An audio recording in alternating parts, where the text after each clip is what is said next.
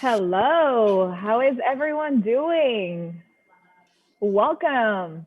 So, thank you for tuning in to this virtual event. My name is Bettina Maestre, and I am a startup executive at P18. If this is your first hashtag P18 DemoDay, welcome, and thank you for being here. If this is not your first time tuning into our event, we are very happy to see you again. This event marks my sixth demo day and our accelerator's eighth. And I can assure you that demo days are all inspirational, unique, and filled with innovation.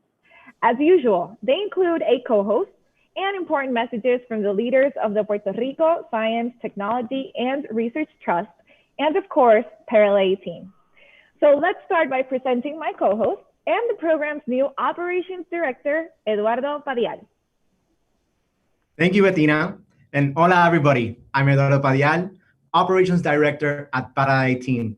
I'd like to give you an official warm welcome to our Gen.8 P18 Demo Day. This event celebrates a cohort of first, the first generation of our accelerator composed of only Puerto Rican companies, and the first to be conducted in an entirely virtual format. Now let's address the pink elephant in the room 2020. It has been a year to remember. The COVID-19 pandemic transformed the way we do everything and opened the door for unprecedented change. In my role, monitoring our participants' growth and development, I have witnessed how Gen.8's founders navigated their circumstances and adapted as necessary. Our incredible alumni have also been hustling as hard as ever to keep growing or pivot to make their dreams happen. And this is why I feel pumped and so excited to take P18's lead, a role I take with pride and humility. I'm certain that together, with the most committed team I've ever worked with, we'll be able to get P18 to the next level. Now, let's get back to today's protagonist, Gen.8ers. So, what can you expect today? Everything you'll see during this event is the result of 20 weeks of hard work, a cohort of 13 companies.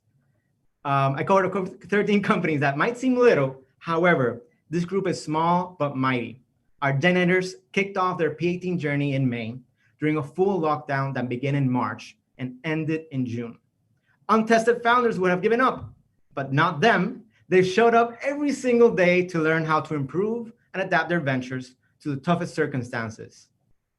They have kept having meetings, requesting connections, and pushing the limits. They have driven to make an impact in the local market and go way beyond it. I say we give them a virtual round of applause and show your admiration commenting on our live feeds. These results fuels and inspires me to look out for more mentors, better tools, and better opportunities for our participants. Trust me when I say it is my honor to work by their side. And I want to thank all of them for trusting the program, the team, and the vision. Now, we begin with the customary messages by introducing a person who always pushes to get the best results from all of us, my boss, and the Puerto Rico Science, Technology, and Research Trust Chief Innovation Officer, Sebastián Vidal.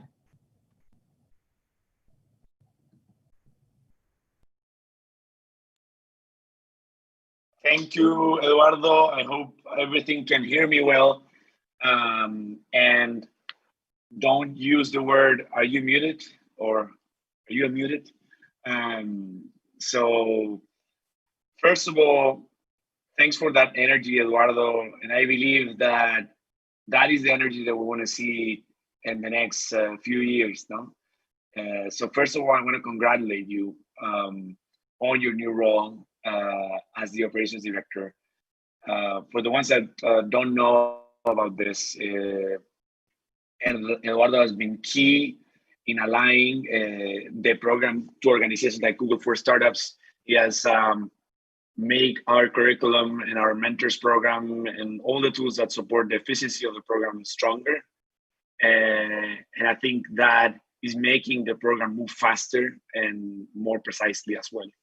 So this, I think, is what we have seen in P18 startups that are part of this cohort. It's a group of founders that has worked extremely hard to get these companies on a global stage. So after today, guys, you become alumni, and you will join 180 other alumni startups that have been accelerated from by P18, and so you will join a group of companies that represent innovation, represent drive, and also more importantly, this word resiliency, which now after COVID, hurricane, and all of the other crises, you can surely say that you're resilient. So every generation is unique. This is my 8th demo day, and they make our very diverse family stronger. So these entrepreneurs are hard workers who, like true entrepreneurs, know how to make the best of whichever scenario life throws at them. So most importantly, they value Puerto Rico as a market, but they also see and explore global markets outside the island. So let's commit as collaborators, mentors, and everyone to supporting them today and moving forward.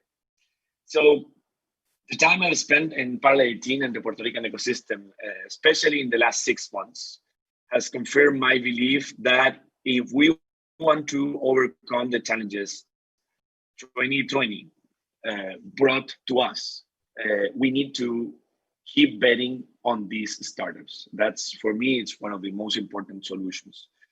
So I know the trust believe that, and this as well, and is the premise in which I will continue to move forward with Parallel 18 and other organizations and allies. So my dream is to see Puerto Rico become a hub of innovation, technology, and underrepresented entrepreneurs from all over the world who wish to be seen, heard, and recognized for their hard work. So before I wrap up, I want to give a big shout out to the amazing team that I had the fortune to lead and to lead. Eduardo, Wanda, Justina, Menchu, Lucas, Bettina, Laura, Samuel, Natalia, Silmari, and Valerie. For making this event and everything else happen, it's always a pleasure to see how you guys make possible the impossible. So to the startups I've met along the way, Gen 8 and older generations, you have inspired me to see magic where most people see tradition. Rest assured that for as long as I'm in this business of helping spark and nurture innovation, you can continue to count on me, my advice, and my support. Not all the time, but sometimes. And last, but of course, not least, I want to give a special thanks to our amazing leader, Lucy Crespo, Chief Executive Officer of the Puerto Rico Science, Technology, and Research. Josh, who will share a few words with you. Round of applause for her as well. Thank you.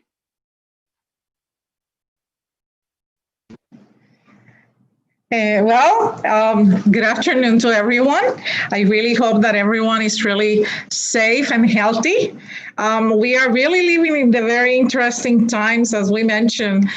This is probably one of the most, what I would say is one of the most significant threats from the health point of view, I guess, in our generation.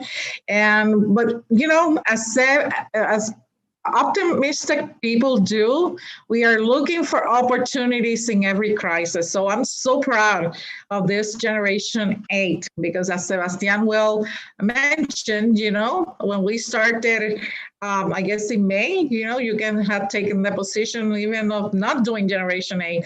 And that was never in our minds. In our minds, we took this opportunity to recruit and bring over this amazing team that I'm sure will be delighting us through the rest of the afternoon with their achievements during this time. Sorry, that's my bad. And the results that they are having. And in addition to that, we have the opportunity, especially under Parallel 18 program, that made significant changes to the whole ecosystem and, a significant positive impact to our entrepreneurs. And we did that with the investment program. We have the opportunity to have over 41 Sebastian companies taking benefits of our investment program to help them keep going during this period.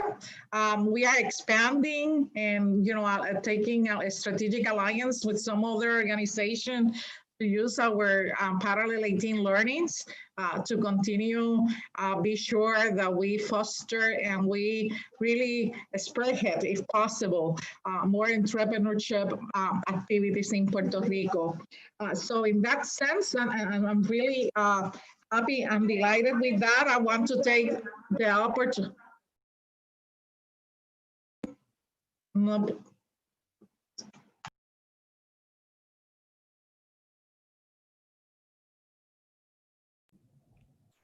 You're muted, Lucy.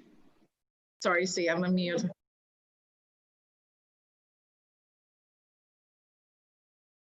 I want to take this opportunity to thank Sebastian for the leadership that he had with Parallel 18. I mean, he's continuing overseeing that.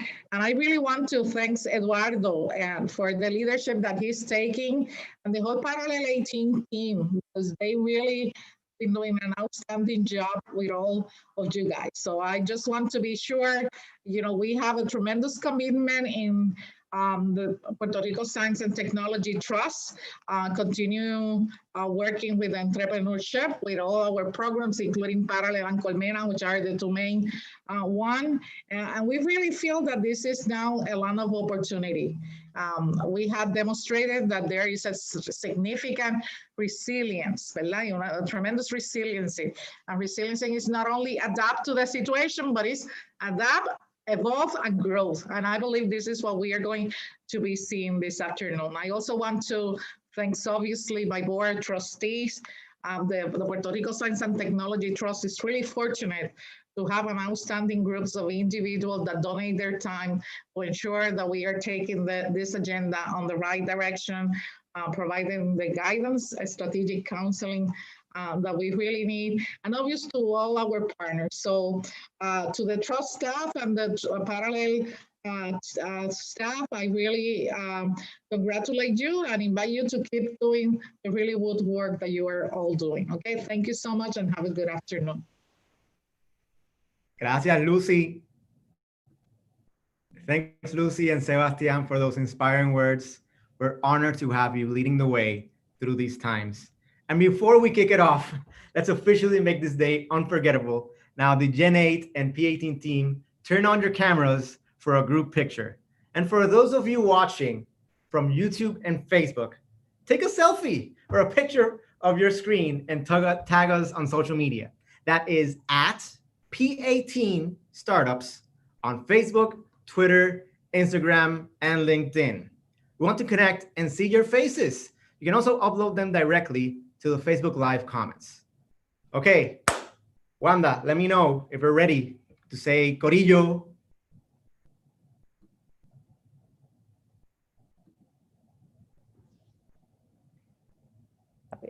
Okay, guys, let's do it. 1, 2, 3. Give me a huge smile. Okay, let's get started. I am calling it. That is going to be a historic picture. Now, let's get to it. Before we start, let's go over with the 411 on how this event is going to roll. There will be 13 companies presenting. Each will have 4 minutes to conduct their pitches. Once their time is up, either Eduardo or I will pop in and let them know accordingly. To shake things up a bit, we're introducing a special Ask Me Anything session with angel investor Dino Villarini, founder and president of Aeronet, after the first 6 pitches. We have already received questions through our social media channels, but please, we want to have more. So let us know in the comments, write to us, let us know what you would like us to include in the AMA. First of all, we want to thank Dino for his time and for powering up this event's quality with Aeronet's high-speed internet. Aeronet sponsors Parallel 18's office internet connection. So to make sure everything went well today, the team is working from the office. Everyone say hi. And hello, that's right, Bettina. For the past 2 years, Aeronet has supported Para 18 in so many ways. As to Gino, he has been very active during these past few months, bringing visibility to innovative ventures and entrepreneurs in his Connected at Home vlog with Sofia Stolberg. A little known fact that he is an investor in BrainHigh, a P18 alumnus from Gen 4. And we can speak about that and his experiences very soon in the AMA. So thank you so much. Therefore, stay tuned because if you sent us questions for Dino, they'll be answered mid-event around 1 p.m. In the meantime, you can share your words of encouragement in our live chat and spread the word about the events.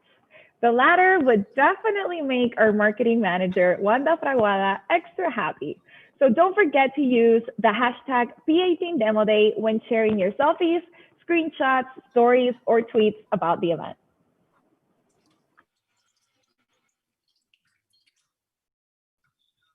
And something else that you should know about today's event is that it's the first that if those are our business partner or investor in our Zoom event, please reach out to Cristina Tamayo or Lucas Arzola if you want to have a meeting with any of our other companies. If you are a business partner or investor who is watching us on Facebook Live or YouTube Live, let us know in the comments and our team will help you connect.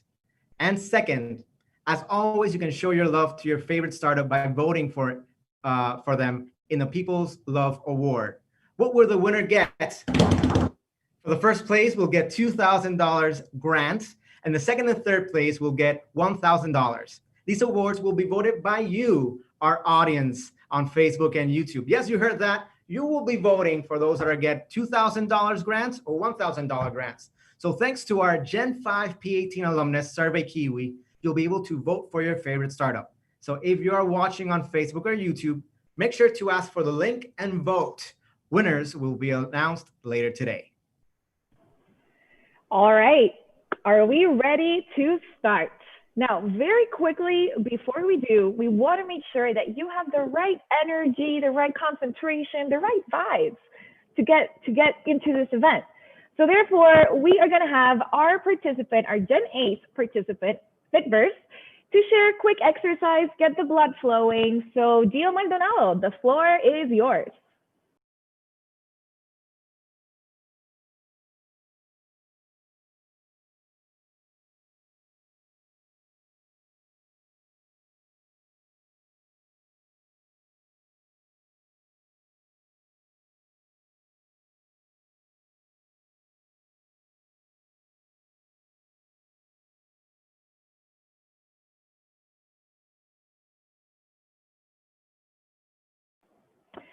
All right. This happens in live events, but no worries, we got you. We'll go straight to the pitches. Now, I hope you're comfortable because we are going to get to it. With a surge in virtual events, this first startup has actually made some adjustments during the pandemic.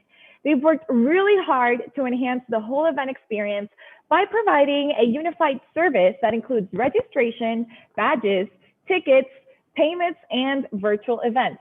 Give it up for our first company, Eventray.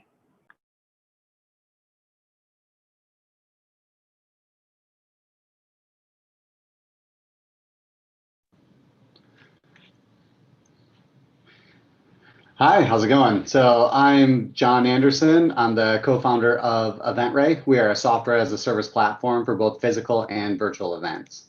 So the problem with event software today is they only solve a small piece of the puzzle. Event planners are forced to integrate with many platforms together. They'll use Eventbrite for registration, but SurveyMonkey for the speaker surveys. And with COVID-19, a whole new set of pieces of software were introduced because we had to start doing Zoom meetings, WebEx calls, and everything virtually. So with our software, we built an all-encompassing event management platform. So we allow you to design out and build your registration website, analyze your attendee data, and then print your tickets on site, scan the badges, all of that. So, but we understand that every event is unique and our customers need to utilize other pieces of software to run an effective event. So we made integrations a core component of our system. You no longer have to work with a developer to tie platforms together. We have an automated process for securely sharing data between many systems. This allowed us to pivot quickly when COVID-19 took over the industry. So with a few weeks notice, we had to pivot a 2,500 person event that was planned to be at a convention center over to a online virtual event. And so we integrated with anyone on the market who had a video conferencing solution. And this worked really well early on, especially that very first event. But what we realized as time went on and there was no end of COVID in sight, that we really needed to solve the Zoom fatigue problem. And so we developed a virtual platform that has a focus on providing the same social and networking abilities that you'd have in a physical event. This allows attendees to sit down and network at a virtual table and have a video conference with strangers and get to know them better. It allows them to join a exhibitor booth and find out about the product and have the exhibitor share their screen and describe the product that they're offering in the booth. And this social and networking aspect really brings the live experience of an event into the virtual experience. And then we've also prepared our online platform to help our customers resume their in-person events. We've developed a contactless self-check-in kiosk that uses QR scanning and facial recognition to quickly move attendees through the lines without having to touch any of the equipment. And this is what truly makes us unique. Our software handles the complexity of large events without the need to write custom software. This makes us both faster and more affordable than our customers. Our customers can use one piece of system or one piece of software to run their whole event, but when they do need something else, they can easily integrate with it. So in 2019, we had established ourselves as one of the leaders in the face-to-face events. And in 2020, we had to pivot to virtual. And although this was a bad time for our industry, it did allow us to build out a whole new revenue stream and be prepared to power even more types of events in the future. And our team is built up of hospitality industry experts. Joe and I were principal software engineers at one of our largest competitors before we started EventRay. And everyone else on the team has worked in hotels, convention centers, and organized events. We're all part of the hospitality industry before we started this company. And so after establishing ourselves as industry experts and leaders in both face-to-face and virtual events, we're now raising our first round so that we can scale globally. Thanks for your time. All right. Thank you so much, EventRay. Great pitch, John. And amazing how your team was quick to adapt to the changes and new changes in how events will run. Now, a quick poll to everyone. Please answer them via your YouTube or Facebook channels. How many of you want immediate insurance payments after a catastrophe? Share your comments in the below while we present our next startup, an endeavor that is changing the game for the insurance industry because they believe that when a disaster or pandemics strike, one shouldn't have to wait to start the recovery. Let's welcome the first pre-18er of the afternoon, Jonathan Gonzalez from Raincoat. Hey everyone, I'm Jonathan, co-founder and CEO of Raincoat. 2020 has been a wild year. On top of a pandemic, we've had record-breaking earthquakes in Puerto Rico, fires in California, floods in the Gulf Coast, and one of the most active hurricane seasons in history. And if you're starting to feel like these things are becoming more common, you're right. Natural disasters are more frequent and intense today than ever before, quadrupling in just 4 decades. The problem is that coupled with this growth, there's hardly been any innovation in the insurance space, causing most to be uninsured or unhappy with the experience. For example, 3 years after Hurricane Maria, and there are still $1.6 billion in unpaid insurance claims in Puerto Rico. And I know firsthand what that feels like. This problem has created a $180 billion market opportunity known as the natural disaster insurance gap. Raincoat addresses this gap by creating unique policies that focus on people's well-being that are simple, fast, and affordable. These policies pay quickly and are fully automated and administered through our state-of-the-art platform. Like magic, they deliver economic aid as soon as an event strikes with no claims process. Think of it sort of like life insurance, except instead of paying you when you pass away, we pay you when you get hit by a natural disaster. That means that when the event comes around, we automatically detect its intensity, your degree of impact, and issue cash payments that you can use to survive or recover. All of this is done automatically without you having to lift a finger. In the industry, this type of insurance is known as parametric insurance, and it's been growing rapidly. In 2016, there were less than 10 requests for parametrics at one of the largest reinsurers in the world. In 2019, that number had ballooned to over 170, with worldwide premiums estimated at over 300 million and over 60% growth year over year. What's truly incredible is that this growth has been exclusively driven by a small slice of the market, representing governments and mega corporations. A lack of technology and a heavily manual process has kept this type of product from the much larger audience that is consumers and SMEs until now.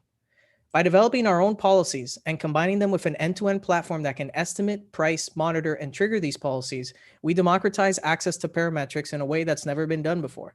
As our platform grows and we gain more data points, we also become more accurate, affordable, and uniquely positioned to leverage insurance markets. This type of platform allows us to not only sell direct to consumers, but also through independent brokers, financial institutions, and benefit providers worldwide. And the policies don't have to be limited to just direct payments to bank accounts. They can be combined with loyalty programs or other financial products. For example, a bank could offer loan forgiveness for 6 months after a hurricane as a product. In the back end, it would be one of these policies providing the payments. The best part is that we can do all of this without retaining any risk at all and make a cut on each policy that is sold. During Parallel 18, in addition to developing our platform, we also hit several key milestones. To begin with, we're soon to be one of the first regulatory approved parametric microinsurance policies in North America, and the only policy of its kind in the world backed by a major reinsurer. Secondly, we've greatly expanded our sales pipeline and are working to close over 10 million in gross revenue for 2021 with a total addressable market over 10 billion. And lastly, we've greatly improved our team and are in the process of onboarding a key VP of sales. With this addition, our team is stronger than ever, bolstering world-class developers, scientists, sales, and insurance expertise. And we're also backed by some incredible partners, such as Munich Re, one of the largest reinsurers in the world. 2021 will be huge for us. We plan on capitalizing on our first mover advantage by expanding to 3 additional markets, develop improvements to our core product, and close our current pipeline. We're super excited about the future of Raincoat and are happy to have you along this journey. Thank you. Amazing, Jonathan, great. Now, I am seeing a lot of comments about people that are very interested and want to receive their insurance payments very quickly.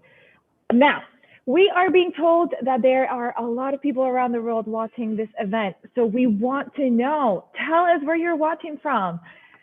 Go to the YouTube comments, Facebook comments, let us know. Because we want to give you all a shout out for supporting our entrepreneurs when it matters the most. Plus, we hope you're also enjoying some cold drinks and snacks. Now, speaking of, do you ever wish soda drinks were just healthier? You know, like with more of a fruitish flavor, good for you. Well, you may want to pay attention to the next startup's product. Give it up for the Pop Shop.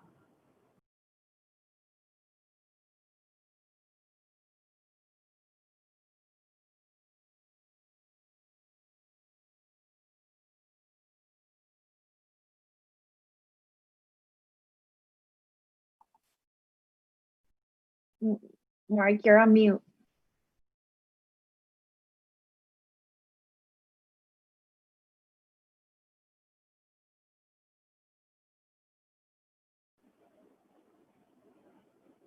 You're still muted, just in case, Mark. There we go. All right. What's poppin', everyone? Hi, my name is Mark Weeder. My partner is Sophia Roman, and we are the Pop Riders of the Pop Shop. I use my background in finance, law, and sustainability to guide our company, while Sophie uses her background as a creative professional and her work in the service industry to feed her thirst for tasty drinks. When we talk to family, friends, customers, and clients about carbonated beverages, we hear one of two things. Soda, bad. Sparkling water, boring. That's where we come in. Whereas other brands hint at flavor, we punch you with it. We use whole fruits that are responsibly sourced and no added preservatives or colors. Our 12-ounce cans are the key to a good time. We realize the importance of supporting and securing a local food source. And Puerto Rico has a plethora of the ripest and juiciest ingredients like citrus, piña, ginger, flor de Jamaica, and many, many more. And while quarantine made some aspects of our business much more difficult, we're proud to say that we went from sourcing 0% of our produce locally to 80% just in 2 months. When you look back on our KPIs and cases sold at the start of the program, things were pretty abysmal. We were focused 100% on B2B, and many of our partners closed for a month or more. But that didn't stop us. As partners started to reopen, they recognized the importance of high quality grab-and-go drinks to make their operations, or shall I say poperations, run just a little bit easier. Bringing on 2 new hires in marketing in the last few months has enabled me to focus more on sales and sell more. I'm happy to say that we've retained 100% of our clients, and we're growing sales 16% or more on average week over week, thanks in part to our 7 partners and the launch of our online store. Altogether, we're in over 24 locations. And just in the last month or so, we picked up 2 new accounts in Pennsylvania, where we started, and our first 5 locations here in Puerto Rico. You should check us out online at thepopshop.com, where we're incentivizing orders by offering coupons for first-time purchasers, free shipping on every order, and 6-packs delivered right to your doorstep. Because of our sales growth, Sophie has leveled up production capacity 10x without adding costs. She's really the best. And the attention we've received over the last several months has opened the door for partnerships with some of Puerto Rico's most awesome brands, like Cortez Chocolate, Ocean Lab, Cocoa House, La Bordiqueña, Base, who's in P18, shout out to Gus, and La Panaderia, a great little foodie spot. Some of these partnerships will lead to collaborative flavor drops, drinks that are tied to the seasonal growing conditions, thereby enabling us to better support our farm partners. Sophie and I want you to know that the Pop Shop is actively seeking creative partnership opportunities to get us to our break-even point. With the right partner, we will do so before the end of the year. So if you're interested in bringing Puerto Rican produce to the global level, then together we can make the world a tastier place. Great. That was great. And I'm kind of in the need of one right now, especially the Lank Drank. You have to taste that one. But the show must move on. The show must move on. So we've got some answers. Where are you watching? And we have from New York City, Virginia, Bermuda, Upper East Side, Manhattan, New Mexico, LATAM, you name it. We're worldwide. All right. So now let's place close attention to this next company. As we all know, the way business gets done is experiencing a digital transformation. And now it is the time for the automotive industry. And it's all thanks to the startup called DealerApp Center.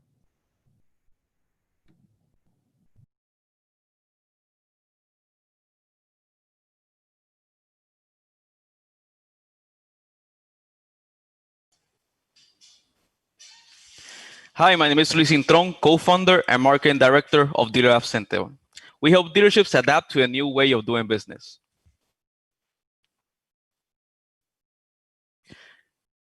The automotive retail industry is rapidly changing. Automakers and big franchise dealerships see the customer trends that are moving completely online.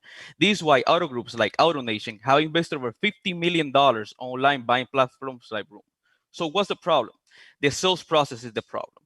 It's long, frustrating, over 16 steps in the buying process if everything goes good, from telling the sales rep what they want to negotiating the price and waiting for the bank's approval. The process is too long, where everything's going to change. After a pandemic, customers want to spend less to no time at a dealership. That's why dealerships are looking for better ways to better serve their customers. So what solutions we provide our customers? We create dynamic websites that guide the customers through all the sales journey without having to spend time at the dealership. Video calls so customers can talk to a sales rep, have that personal interaction, sign documentation, pay documentation fees, and finally get their car delivered without spending time at the dealership. The opportunity is huge. Digital sales is the fastest growing segment in automotive retail. Even more, the COVID-19 has pulled forward the adoption of digital purchase. Even more, a recent survey said that 61% were open to buy a car online compared to 32% before the pandemic. Automotive and SaaS industry is expected to grow to $21 billion by 2025. Alone in the United States, there are 63,000 dealerships. Our traction as a company, only in Puerto Rico, we have an MRR of $31,000, a retention rate after the pandemic of 92%, and during the parallel journey, we have made over $126,000 with 50 paying customers. Our business model is we do mainly B2B, and we charge our customer a monthly subscription. What makes us superior to our competition? We offer tools for both sides of the workforce, management and sales. And we currently work with big names in the automotive industry, like Autocentro, Alberic Colón, Barrio Agosto, and much more. And most importantly, partnerships like American Leading Finance, a banking institution in Puerto Rico, and the two of the biggest influencers in the automotive space. Our team is composed of marketers, programmers, sales managers in the automotive field, and a field of advisors like Moncho Gutierrez, ex-VP of Popular Auto, the biggest floor plan in Puerto Rico, and Jose Caballero, ex-Chief Brand Officer of EO Products. Keep in mind, our MRR in Puerto Rico has been only one sales rep. With this being said, we're seeking $500,000 to develop a sales team, expand to the US, expand to LATAM, and product development. Our goals for the next 2 years, modeling what we learned in Puerto Rico, our goal is to develop an all-star sales team to accelerate our development to $1.3 million MRR in 3 years. Thank you for your time, and let's change the way we sell cars. Awesome. Thank you, Luis. You know, I've been working from home when I've been in the office for a few hours, and I already have to wear a jacket. Now, let's give it up for another pre-18er, a startup whose services have been and will be of particular importance during the pandemic, and the way the clinical labs operate in its aftermath. Everyone, give it up for LabGo.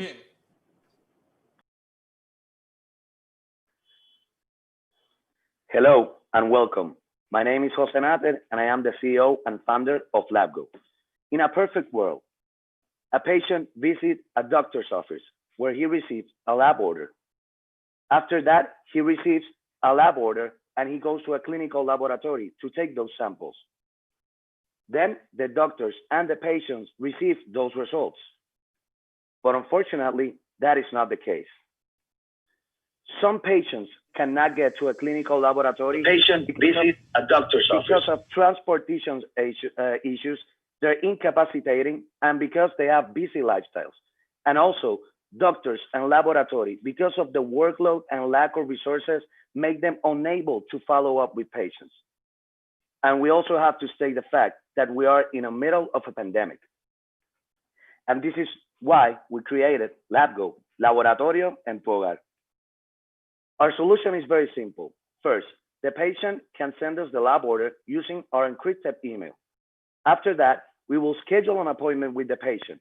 We will send the nurse to collect and deliver those samples to one of our associated clinical laboratories. And after those samples are processed, the patient and the doctor will receive those results. But we are more than just a mobile phlebotomy services. We are focused in customer service. We will make sure that these doctors and those patients receive those results on time. And we are developing a lot of technologies that will improve our services. Our business model is composed of two very important key elements. First of all, we are going to charge a $20 service fee to the patients for the service. And we're also going to charge a usage fee for the clinical laboratory that goes from $5 to $50, depending on the amount of tests that lab order has. Combined, it goes a $50 income average per patient. This market is huge. Here in Puerto Rico, we have more than 800 clinical laboratories, and this is an estimated market of $200 million. In the US, There's more than 200,000 clinical laboratories working as a private business, and this become a market of $50 billion. We have dedicated ourselves for more than a year to become a fully HIPAA compliant platform, being aware of the three main elements: physical, technical, and administrative safeguards. Right now, we have a full-time nurse. We have one laboratory in our network, and since September of this year, we have visited more than 75 patients, and we are right now making communication to expand our services through the whole island, making communication with other clinical laboratories. We are developing a mobile application to improve the service for the patient that is right now in a beta phase. That means that is currently going in testing. We are also developing a dashboard that is the one that the clinical laboratory is going to use to receive all the information, including the lab order, the healthcare provider information, and all the information from the patient. We have a very, very solid team. Myself, I have been working as a lab administrator for more than 5 years, and my partners have years and years of experience as technology developers and project management. So if you know someone that needs our services, healthcare providers, doctors, laboratories, or patients, feel free to reach us, because together we can make a healthier Puerto Rico. Thank you very much. And thank you, LabGo. Thank you so much. And before we go on to this next startup, I'd just like to remind you all that after the upcoming presentation, we will have an Ask Me Anything, an AMA, with Adonet's president and founder, Gino Villarani, and who also happens to be an angel investor. So of this event has put some questions in your head. It is time to put them on the comments below.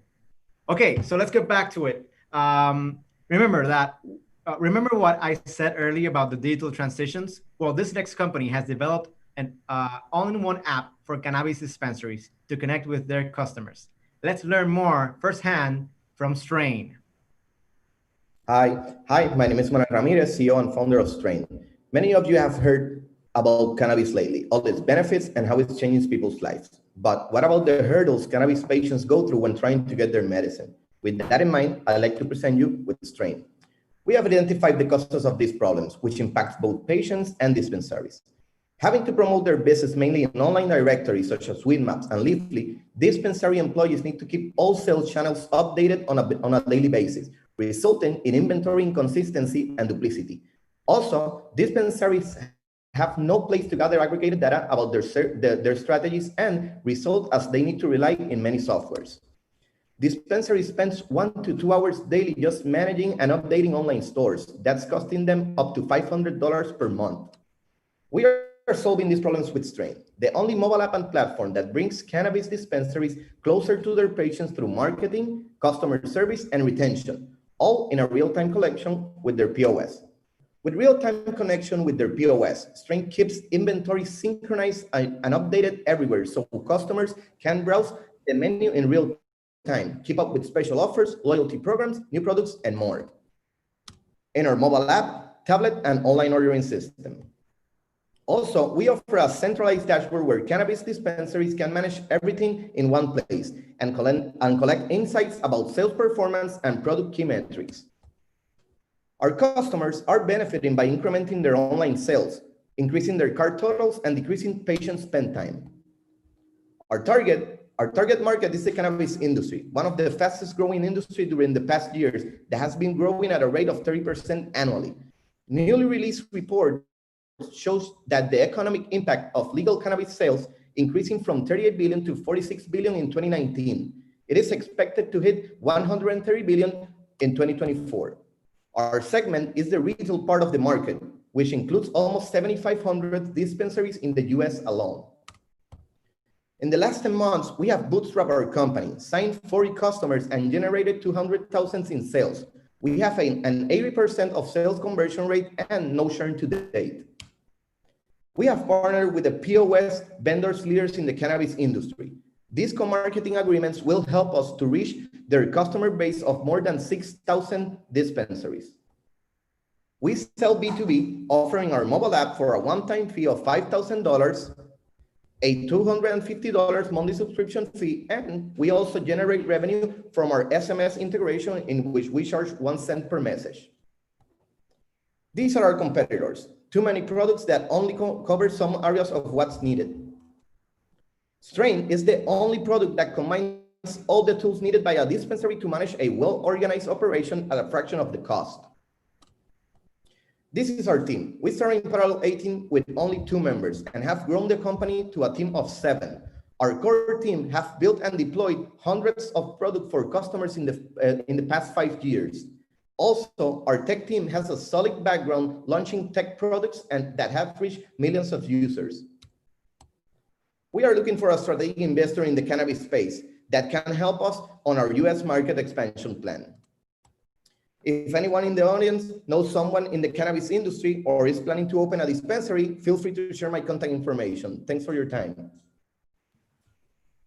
Gracias, Manuel. Strain is one of those Gen.8 companies that is looking for to expand to the US. So if you have any contacts in the cannabis industry that can help them in that expansion, share it in the comments or send an email to Kobi, C-O-B-I, @parada18.com. Now, you send your questions about how to engage with angel investors. Now we'll give you the answers. So let's give a warm welcome to Gino Villarini, founder and president at Aronet. Gino, thank you for being here today. Hello, Eduardo. Pretty excited to be here. Very happy and honored to be part of this event. Thank you very much for the invitation. Yes. No, thank you so much to welcome you back to the Parada 18 community. So Gino has been a key figure for the Puerto Rican ecosystem, entrepreneurial ecosystem, and sponsor of Parada 18. So once again, thank you so much for what you've done here at Parada 18 and for the rest of Puerto Rico. So tell me more about your background. How did you start as an entrepreneur in founding Aronet?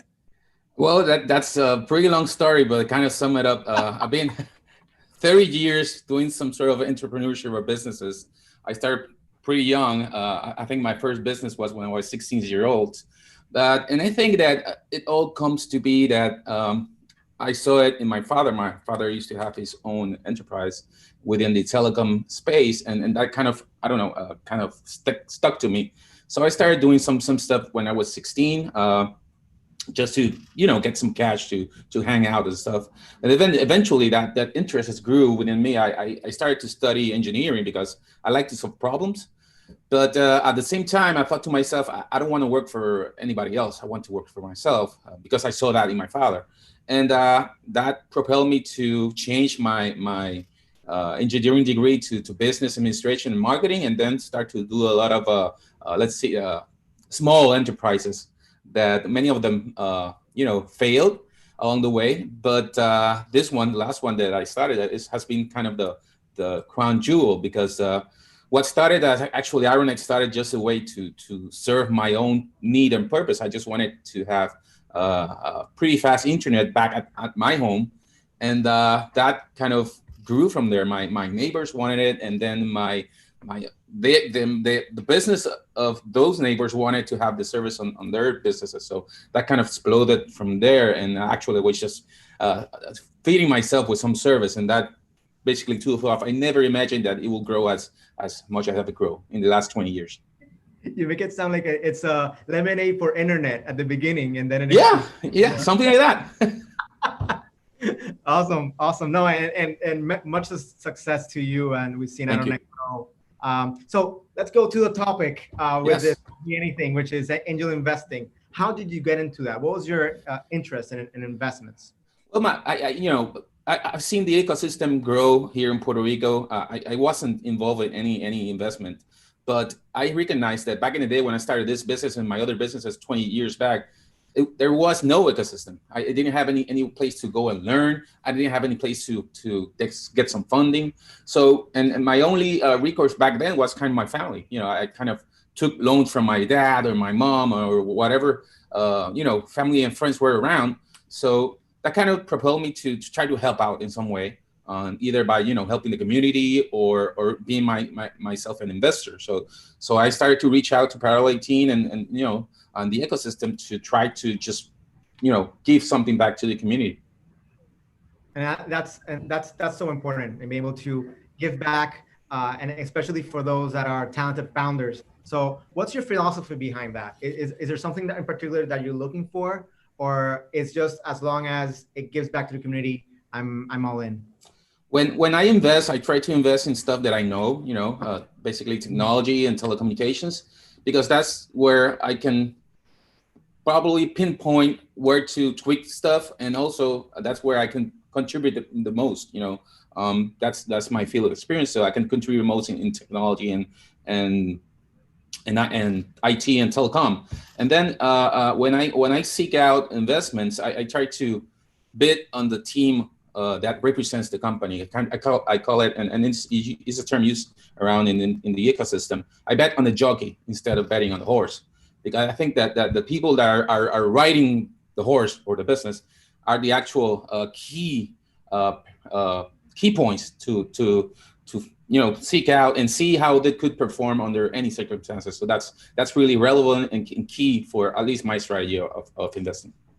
You bring something so important, that angel investors are there at the beginning, helping you, making the proper tweaks, and based on their talents, right, of that investor, how to apply them. So what do you see as, for you, what does angel investment mean? And why are angel investors so important in the journey of an entrepreneur? That's the interesting question. I kind of researched what angel investment meant, and it's funny that the term was coined because of the people who were funding Broadway plays. So it came out of the creative space into the financial world. So that I thought that was interesting. But yeah, I think friends and family angel investment, that seed funding that basically propels and helps you grow your business are key motivators for any type of ecosystem in the cyber scene. So I try to motivate other people around me that I know that they could come forward and be angel investors. Try to motivate them to do it, because it's obviously an exercise of investment and trying to recoup your investment later on, but also you're helping the community and helping the ecosystem grow. And so we mentioned before this conversation that you are an angel investor of BrainHigh. BrainHigh passed through our Generation 4. It was literally in the middle of Hurricane Maria that passed by. They made an amazing change and pivot to medical services and creating that connection. And now they're growing even more through the pandemic.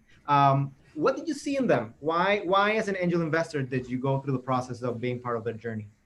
Yeah, there were several items or key things that I saw in BrainHigh. One of them was kind of the similar business model between them and us. We're B2B, and it's a recurring revenue model. So that's what's kind of similar. They're also in the kind of IT or technology field, which I'm very comfortable in it, and I can basically help them out in some key points. And obviously, they're a local company, so that's one of my key important topics to contribute to them. And finally, the team, Emmanuel and Israel, they pulled it through the hurricane, so they got the grit to make it through any sort of situation they might stumble in the business. Thank you, Gino. And so let's go through the questions from the audience. Again, you can submit them via the YouTube chat, the Facebook live chat, and also us through Zoom. You're also invited to write through there. So let's start about the process, right? Of meeting a potential angel investor, someone that can become an angel investor in your startup. Usually it starts also with a pitch, right? Mm-hmm.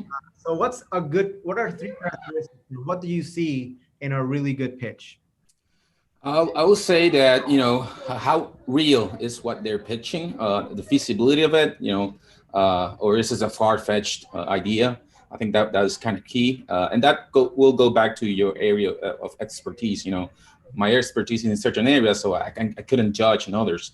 And the other thing will be the focus. How it focuses the team on achieving any sort of KPIs or any type of measure that they have, financial or operational measures.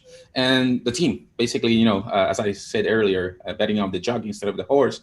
I think the team is a key part of the pitch. Getting to know, at least on one slide, who makes up your team and what their expertise is.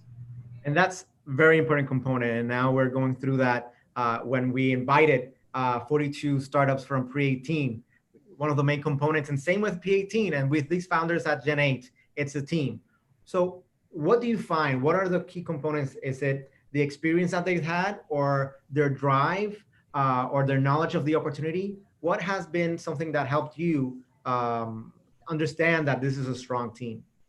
I think, I'll try to measure the grit, as I stated, how grit they how can they survive any potential businesses ups and downs. That's the way the business goes. So you need to be really resourceful to be able to overcome what many obstacles you will find on your business. So experience in the field is important, and also how that team works together, how they cohesive they are within themselves. And that's such an important thing and definitely it's something that it's not on the pitch. It's how do you project that? How do you engage with that along the way? So, you have to show that you're human, right? And that you're willing to be committed and passionate about the startup that you're working with.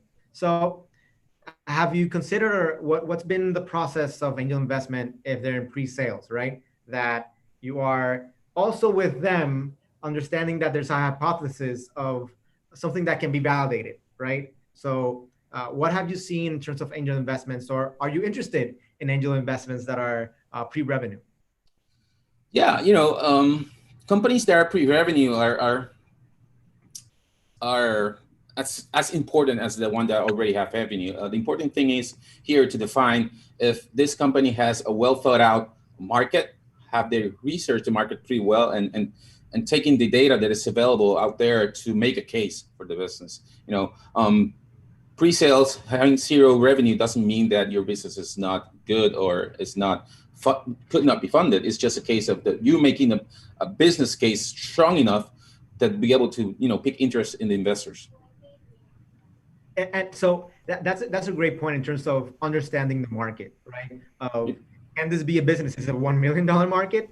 That much you can do there, or is it a market where the pain point is somewhere in the billions of dollars, right? So what are the key components are you looking for when they're presenting on the market? Is it how big it is, or the opportunity of a gap of a solution? Can you deep dive a bit about what do you see or determine on the opportunities in the market? It's a mix of a couple of points. One being obviously the gap. If you are able to identify a gap in the market, that's pretty easy business model to do. And actually, that was kind of similar of how I started my current company, and I kind of found a gap in the market. But beyond that, obviously, market research data from the market and see the feasibility of your product, and obviously if that product has a return on investment that will be achievable and that will sustain your business for the, let's say, first 5 years that you cannot count with income, or not income, but actual positive revenue. Yeah. So let's then put this in the bucket of what you're looking for, what team, market, and what are the passion, right, and the grit that you just mentioned. Let's go a bit about those interactions, and that's something key component. What are the tough questions that founders shouldn't forget to ask an angel investor? The founders should ask to the investors. Yeah. What are tough questions that founders shouldn't ask? Shouldn't forget to ask. Shouldn't or should ask? Oh, shouldn't forget to ask. Right. Yeah. I would say the first one would be why you're investing in us. What's your motive? It's kind of what's motivating you to invest in my companies? Is just you see potential, financial potential, or you see something else? I'll say that will be pretty straightforward. The other one will be what are your expectations? You want to return investment in 1 year, 5 years, 10 years. That's pretty clear. So both the investor and the founder can have a clear expectation of the financials of the company. What performance metrics are you looking for? Are you looking for what kind of KPIs? That will be pretty important. And maybe closer to sealing the deal, how much time will it take you for us to receive the actual funds? if signing a document doesn't mean that you have the cash next week. You have to be clear about that. So I kind of, I would say that those are top of mind that comes right now at the moment. It was a tough question after all. I will add that also good to know who's making the decisions on your side. Maybe the one person is representing a family or representing a group of people. So that I will say that's a key question to ask. That's yeah. Who's behind the curtains, right? Yeah. Giving you the funding at the end of the day. Right. So where can an entrepreneur go and find and contact angel investors, right? So in essence, where do you prefer to be contacted? Is it a warm intro? And we can talk a bit about that, how that works. Mm-hmm. Is it a direct contact through LinkedIn or through your Twitter handle? Yeah. What do you prefer to be contacted to those that now know that you are a potential angel investor? Yes, I would say first and foremost, friends and family. That's kind of the obvious. But then the ecosystem, Parallel 18 and other ecosystem members that are keen and have those relations. And finally, I'll say, as you stated, maybe LinkedIn and Facebook. Well, I'll say that that channel will be. You have to make an approach, but not direct. I would suggest to everyone that join Facebook or LinkedIn groups that are related to their industry, and then start to make a relation or networking within that group. Start to put out ideas, comment on other people postings, so the group can start to know you basically, and then start to contribute to that group with other points of contact. And later, when the group knows you, then you can go ahead and pinpoint who could be a potential investor and just reach out and touch them. And that is a very important point regarding to find angel investors that know the market, that understand what you're trying to do.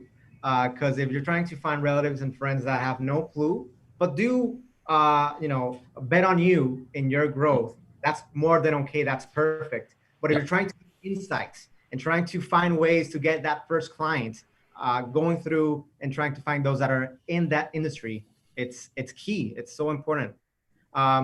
So do you recommend engaging multiple angels in one Zoom call, or better like one-on-one? Like, would it be, hey, let's all three of us try to join in and understand what this entrepreneur is doing? Or do you prefer first like a one-on-one and see if there's chemistry? Will you date several partners at the same time? No. Well, there you go. Oh. You're married, but obviously when you're dating, will you date a couple of... No, so that's, I see it as that way, when you strike up a relation with a potential investor, it's kind of dating, you're dating. So it's better to start off one-on-one, and then later on you can move to groups sessions, but definitely to start off, you have to do it one-on-one. So in essence, how important it is to create that chemistry, right? And for many entrepreneurs that are watching us or want to go through this journey of starting a startup, it's so important to establish that chemistry, that it's not a transaction. It's certainly like it's a financial marriage. So have you seen that mistake from entrepreneurs? And is it, in a sense, what has been your reaction? I have seen it. I have invested in Parallel 18 companies and also other companies outside of Parallel 18, and I've seen it in the communications part. It's a relation that you build up with your investor, and I have seen from my experience that as soon as I sign that document and give out the cash, then the communications kind of weighing down, and I don't have any sort of ongoing feedback from, and I cannot give feedback to them on where their KPIs and the metrics. So I communications is key to any relationship, either personal or business. So I will say that you need to bring the good news and the bad news, because the person that's wrote that check has the experience that maybe you don't have on certain key matters that will turn around your company. Let's dive into that, right? Knowing that it's going to be something long-term, and saying what's the good and the bad, and being, in a sense, transparent about things, right? Yep. What's the best way to keep that communication, right? Is it newsletters? Is it through WhatsApp? How frequent? How do you prefer? I would say that I would like to have some sort of expectation and define a window of communications. So, it could be a newsletter monthly. It could be an email, but it's pretty important to reach out and provide information to investors. And if you need direct contact, I will say that the best way will be a non-intrusive way, like a text message or WhatsApp. So those are my preferred kind of interactions. Obviously, we can have a Zoom call or chat, but that you have to schedule that, and you have to put it on your calendar. If you need some sort of a fast response from me, you just send me a text, and I will reply you promptly. And you mentioned so important of it's not writing the check and just disappear. We Right. have conversation in one of the mentor sessions in Gen 8 about that, about a mentor saying, hey, I had an experience of 10 years ago. I invested in a startup and haven't heard from them. I'm hearing that they're doing great, but that's it. Yeah. And that's for us as a Para team that we've seen of, trying to expand to more opportunities. If you don't follow up, you're missing on more knocking on the doors because you don't know what's behind, right? Exactly. Build your network. And also it demonstrates your interest, that it's more financial than, as you mentioned, building a community. And your philosophy, as you just mentioned, is how to make an impact to the community. Yeah, and even if you're seeking financial interest, that person can bring other revenues by introducing other kind of potential customers to your platform. So it's networking and communications is key. Yeah, and for entrepreneurs, what you're looking for in an angel investor is not, it's you're gonna have that network behind. It's more of, you have that support of someone that believes in you, that sees where you want to go through, and what is that person's expertise, right? Exactly. Yeah. So let's jump on to another question, which is describe your process for startups that you like. What happens after the meeting? So exactly, and let's talk about that first meeting, right? They showed your pitch, they had their pitch. Yeah. I'm guessing that there's some questions regarding to that. What's the process there? Yeah. They have to follow up, or do you follow up? What's been your usually, I've reached out to potential investments by after they pitch it in some sort of event like this one. I just reach out to them. Hey, let's talk. Let's discuss some options. I like what you're doing. So we just exchange our phone numbers and then schedule some meetings. I think that through all my investments, I think maybe a couple of meetings, maybe 3 at tops, and then I just decide if I'm gonna pursue it or not. So it's kind of knowing the person, knowing the team, asking key questions, some easy and some tough questions, and then just gut feeling for me, at least. And I have to plug it in. If you are a business partner, a corporate partner, or an investor that is watching us via YouTube or via Facebook, contact us directly. Go through our page, and we can help you on contacting those startups that you're interested in. Because we have very good internet from our office, thank you to AdOnNet. So let's go through some questions that are here. Awesome. So the question is, would you invest in Latin America, or a product or service aimed for the region? Yes. Yeah. If it shows potential, it shows market, I would say yes. No. We have entertained a couple of potential investments in LATAM, and even though it's to some people it might be let's say a little bit riskier. I don't know, because this is not in the States, but yeah, I don't have any issues with that, investing in that market. And what have you seen as potential in Latin America? So we have been able to bring startups from the region across all the world to Para18. What has been your philosophy or your thesis behind it? Well, the key component here is that at least with LATAM, we speak the same language, and we can kind of ingrain a little bit better.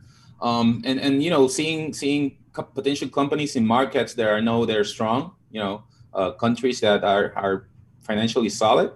And obviously, in some way or another, related to what we do, telecom or technology. So if we see something that we think has a potential to break out through that market, we just pursue it. Let's talk a bit about the trends that are occurring, after March with COVID-19. Has your thesis changed, or has your way of approaching opportunities, right? Is it just a fad of COVID-19, or is it a consumer behavior, right? Especially now that you're in the internet field and technology field, what has been your interpretation of that? Well, the COVID has kind of shake every industry in the world.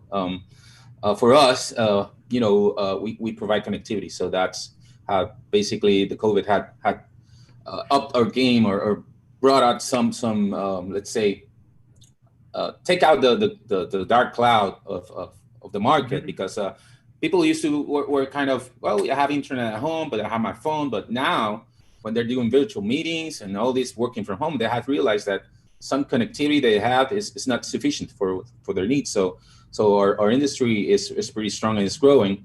In terms of our investment strategy, I continue to use the same basic principles, but obviously now that connectivity is key, and people are the trend of working from home is going to be expanding. The possibility we will never be back to the same as we were pre-COVID.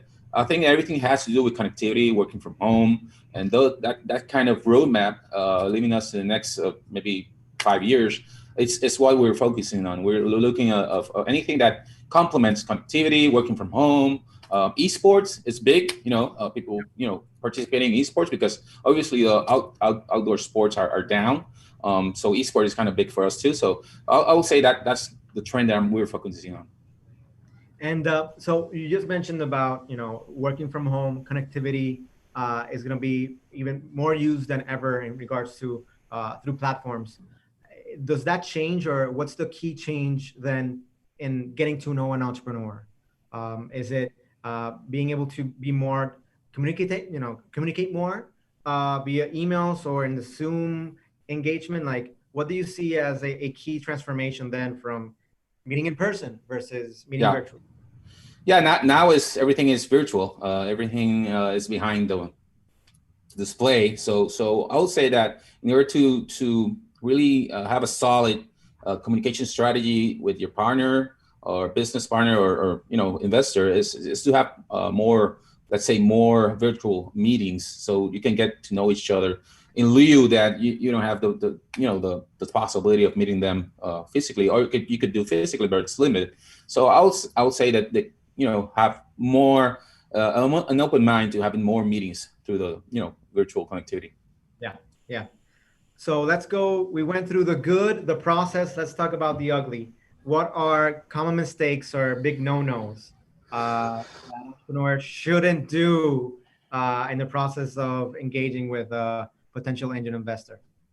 I would say, having little market research, or putting forward a pretty far-fetched idea that kind of even to people that are not in your industry are going to recognize that it's too far-fetched. Or even using strategies like FOMO, fear of missing out. If you pitch me something and you try to sell me something using the fear instead of your core values, that's kind of a no-no for me at least. And also people that are kind of fake it till you make it. I've been 30 years in the business. I can kind of see through the fake it till you make it veil and see actually if you have a business or not. So and most investors kind of have that keen eye to recognize that. So I would say if you have to make it, fake it, don't do it. Just be upfront and be truthful about your business and where you're at. And especially those that you're contacting that are experts in that industry. Right. Yeah, definitely. That have done it before. Yeah. So let's go through those questions that we didn't ask, that you think it's very important to carry that message home to our audiences via Facebook and YouTube. What are the key things that you would like to say and share with our entrepreneurs and Puerto Rico entrepreneurial community? Yeah, first and foremost, the couple of the 6 pitches that I've seen here, they're pretty amazing. I wish all of them the best of luck. I think some familiar faces that have participated in my vlog, so thank you very much for stepping up and being on the vlog. But yeah, I would say in startup world, business world, any type of entrepreneur, that key is you have to have patience. This is a long game. If you're betting on your business to be a millionaire by couple of years, so just forget about it. You're not in the correct environment. This is not a lottery. This is a long game. So you have to be really patient. Stuff doesn't happen overnight. The few that happen overnight are just few cases, and you can count on that just to make your business work. So you have to be really patient and really have a lot of resilience. You have to have grit to be able to overcome all the ups and downs that you will have in your business. Even now, I'm 20 years later, I can say my business is successful in some way, but every day I have problems. Every day I have my ups and downs. Your problems become bigger. So you have to be really patient and have the grit to work through all your issues. And if you're able to do it, you'll have a very successful business.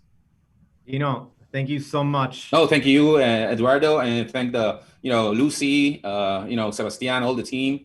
You guys are doing an awesome job, and I'm very happy to be some sort of helping you guys out and helping the community. That's really, it's very heartfelt for me. So I really, really appreciate an honor to be here and in some way give a little bit of my understanding of the angel investment environment. So thank you very much. It's always a pleasure to have you. Thank you so much. You're really a great partner, contributor, and you are an outstanding role model for all the new generation. Thank you, Lucy. Thank you. You honor me with your words. Thank you very much. Bueno, to our audiences, let's recap what just happened in the Ask Me Anything with Gino Villarini. So process, knowing the team and that gut feeling is important for the angel investors. Key component when looking at LabTown, it's at the same language and also similarities in the culture. In COVID-19 challenges, the working from home, there's more connectivity, need to have solid communications and be able to be more transparent and more communicative through times. And do not fake it, right? Be yourself. You have to really study the market and understand what's happening because those that you're talking to as angel investors know their stuff. All righty. So let's go back to our demo day. Thank you, Eduardo and Gino. That was amazing. This was our first AMA that we hold at one of our demo days. And honestly, I really liked it. So how about you? Let us know. Tell us what you thought and whether you'd like to see similar talks moving forward.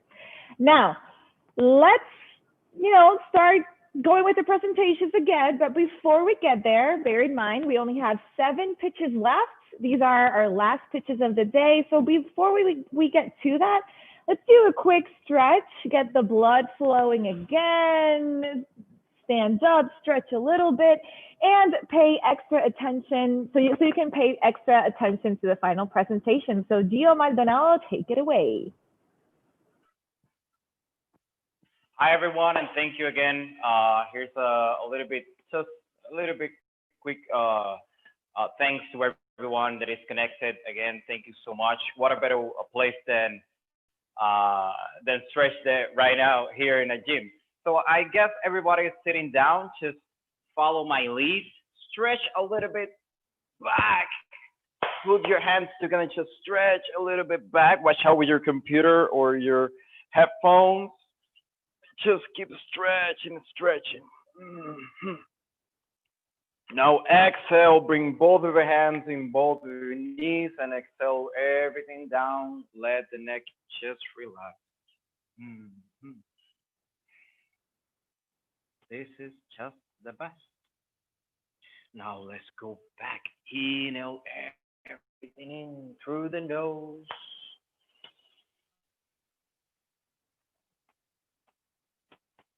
And let everything out through the nose again. Going down, relax the neck. If you can touch your foot, that's okay. If it's not, just touch your knees. Now let's go back again and stretch up.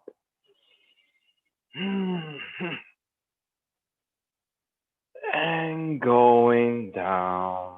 The best thing here is that you don't need any special equipment, just a chair. Relax the neck. I am not even in my yoga clothes. I am in a jeans. So you can see it's just simple, like that. Okay, left hand in top of your right knee. Now look back. You can move your right hand back like this. Try to open the chest, breathing through the nose, and exhale everything out. Breathing again. Keep twisting. This is excellent for your digestion. And breathe everything out. Let's go to the other side. With your right hand in your left knee. The same thing, breathing. Exhale everything out. Again, breathe in. Exhale everything out. Now, stretch back again. And in the count of 3, everybody up at 1, 2, and 3. Let's go. Yes.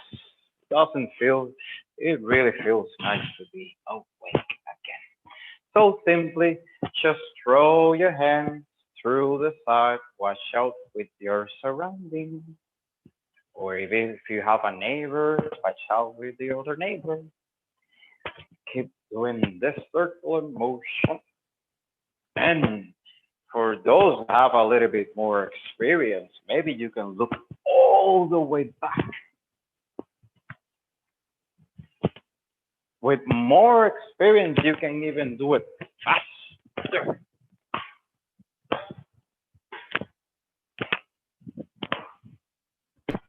And relax. Okay. Now let's do some yogi breathing. I call this like the yogi coffee or the pranayama coffee. It gives you a little bit like an upper. It gives you a little bit more focus, so you can absorb better the knowledge that everybody here is sharing as a beautiful community.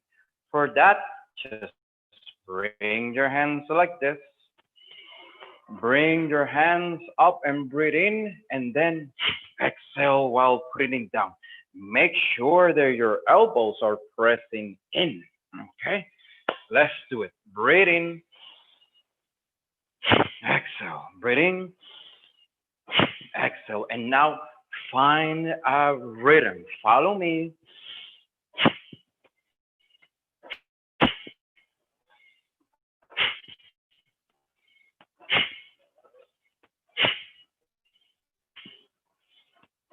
Ten more.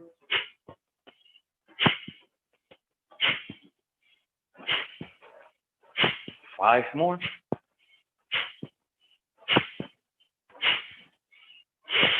Relax. Observe your breathing. Try to keep as steady as you can.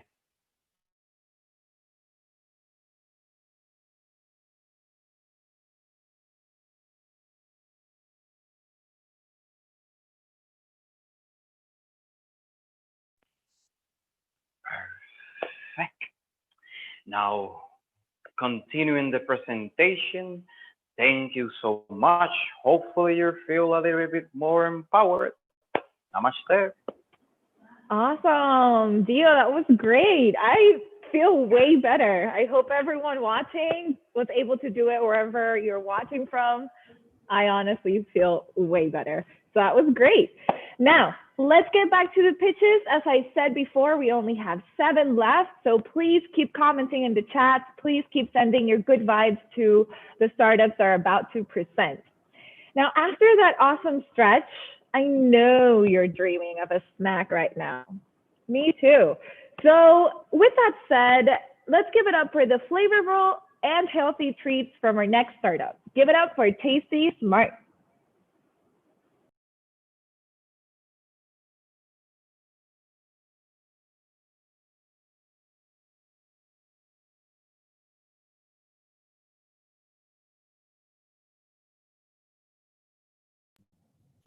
Jonelli, you're muted.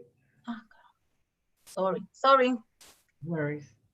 Okay. Hi, I'm Jonelli Velez, co-founder and CEO of Tasty Smart. This is Ailet, co-founder and COO of Tasty Smart. At 14, she was diagnosed with celiac disease. Because of this, there were a lot of food she could not longer eat. Determined to continue eating the same tasty food she had always loved, Ailet began to experiment with different ingredients in her very own kitchen. 23 years later, Tasty Smart was born. Tasty Smart is a line of baked goods that are vegan, gluten-free, low sodium, and dairy-free, and every single one of our recipes has been designed by Ailet herself. We launched August 2019, and in a year, you can now find us at 80% of top supermarkets on the island in 3 different flavors: almond, guava, and chocolate chip. Guava and almond are our best sellers, clear favorites among those who prefer the tropical flavors that none of our competitors have. To avoid any type of cross-contamination, all of our products are made in a dedicated gluten-free and vegan facility right here in Vega Baja, Puerto Rico. More than 15% of families in Puerto Rico has someone who suffers from food intolerance, rheumatic conditions, or autism, which prevents them from consuming food with gluten, lactose, and other ingredients. According to the International Food Information Council and the American Heart Foundation, 43% of Americans claim to always be on the lookout for healthy options, but 52% say they were at least sometimes scouting for healthy food that is delicious and an indulgence. This is what Tasty Smart is all about.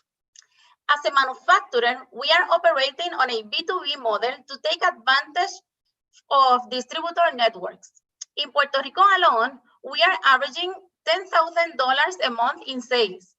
Plus, we are exporting to St. Thomas, distributing through Amazon.com, and are in conversations with distributors for US supermarkets. We have just launched a new category of cake and pancake mixes on our webpage, soon to be available in retail locations. Now, on October 16, we will officially become FCC 22000 certified. This means that our manufacturing facility will be able to compete and do business with multinational companies. With these certifications, we will be able to export anywhere in the world. So please reach out to us, the Tasty Smart team of female entrepreneurs with over 20 years of experience in the food industry. Our story doesn't end here. Ultimately, we want to be the manufacturer of choice of gluten-free and vegan product lines of the Puerto Rico top food brands. To achieve this, we want companies to be referred to our manufacturing facilities for their gluten-free and vegan product needs. We also want strategic co-manufacturing partnerships worldwide. But most of all, we want you. So we are offering everyone here our special demo day, 10% discount on purchases on our webpage with the code DemoDay P18. Remember, lo healthy ahora es tasty. Thank you. And thank you, Jonelli.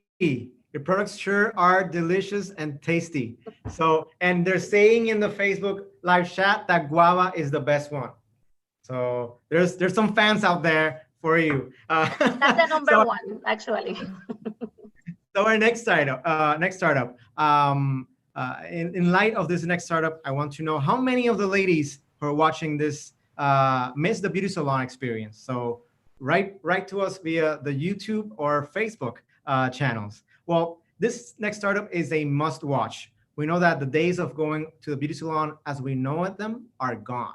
Now the beauty salon and all its necessary pampering service come to you whether at home or in the office. To explain more how they do it, welcome to Demo Day, Pre-18er, Beauty 911.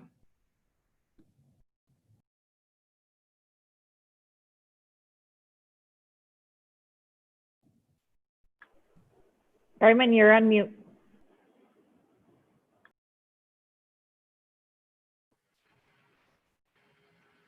Hi, ¿me escuchan? Yes, go ahead. Hi, my name is Carmen Medina, and I'm going to present you Beauty 911. Did you know many people wait at the beauty salon over 2 hours to receive a basic service? Yes, and this is a problem.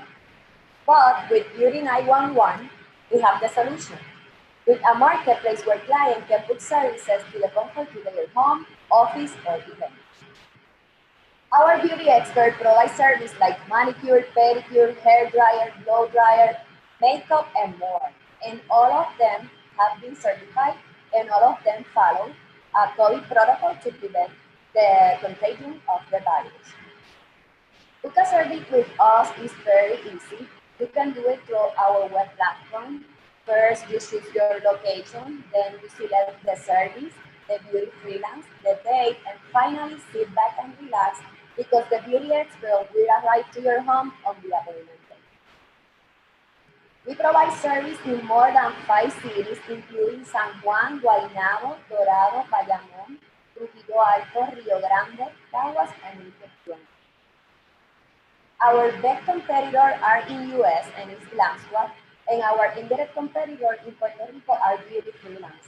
And we are different because the client can book service from beauty expert according to their reviews, and we don't assign the beauty expert to the client. And also, we provide to the beauty expert a platform where they can register and offer their services. This is me. I am a solo founder, but we have a great team, which includes a social media content assistant and a public relation with a lot of experience. Actually, I have more than 10 years of experience in the beauty industry, and I have been certified as a manicurist and as a cosmetologist. So that gave me the advantage to know very well the necessity of the industry. Our market size in US is around 500 billion. And in Puerto Rico, our market is over 1 million customer potential.